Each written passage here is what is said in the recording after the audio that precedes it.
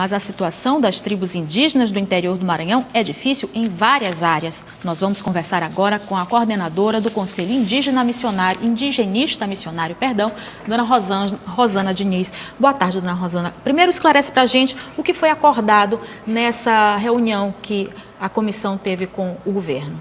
Então, boa tarde a todos. Eu participei da reunião, né, como assessoria aos indígenas, e o que foi apresentado pelos secretários de governo não foi considerado satisfatório pela delegação presente, né? Qual vai ser o posicionamento, então? Então, os indígenas se posicionaram, então, pelo fechamento das escolas durante o mês de agosto. Não haverá aula enquanto essa situação de pagamento não for resolvida, né?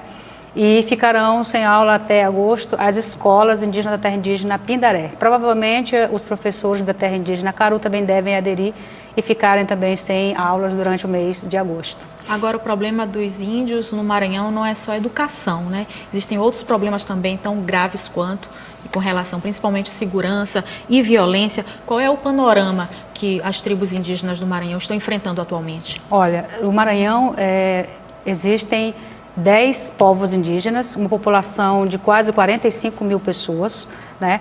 E dois desses povos lutam atualmente por reconhecimento étnico, que é o povo Krenhê e o povo Gamela.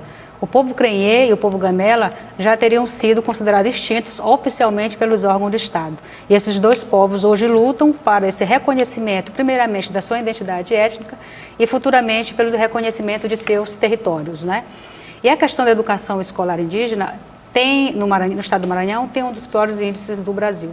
Um conflito recente que ocorreu foi envolvendo o povo Crepum, da terra indígena Geraldo Toco Preto, envolvendo justamente esses indígenas de lá, quando reivindicavam melhorias na educação escolar.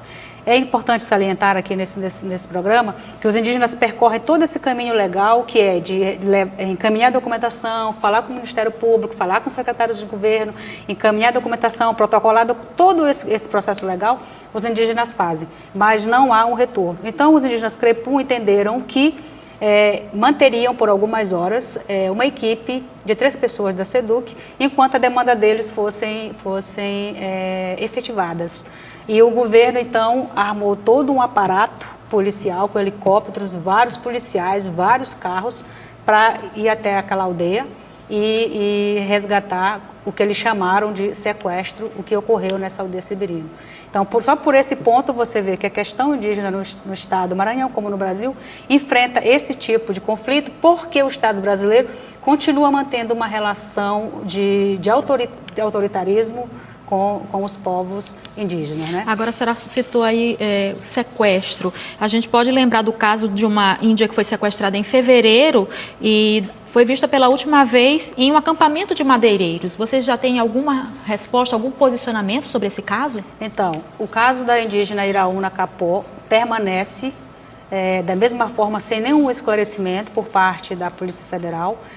O caso do Eusébio Capó, que foi assassinado em abril de 2015, finalmente o inquérito chegou até a Polícia Federal, mas não se tem notícia quais desdobramentos a Polícia Federal tem até agora sobre esse caso. E com o caso da indígena Iraúna, ela permanece ainda desaparecida, né, sem informações e nenhuma novidade ainda com relação a isso. Os indígenas Capó, inclusive, lançaram uma nota agora no mês de julho, onde eles trazem essa informação, né, contando todas essas violações, inclusive o sequestro dessa indígena que permanece ainda sem esclarecimento, né? E no Alto Turiaçu também é um conflito já de muito tempo, principalmente com relação à posse de terra. Como é que está essa situação atualmente? Então, a terra indígena Alto Turiaçu, ela é de posse memorial e tradicional do povo indígena Capó, né? Essa área foi demarcada para eles na década de 70, com 530 mil hectares. Ocorre que, desde então, essa terra vem sofrendo constantes invasões, primeiramente por grilagem de terras e agora,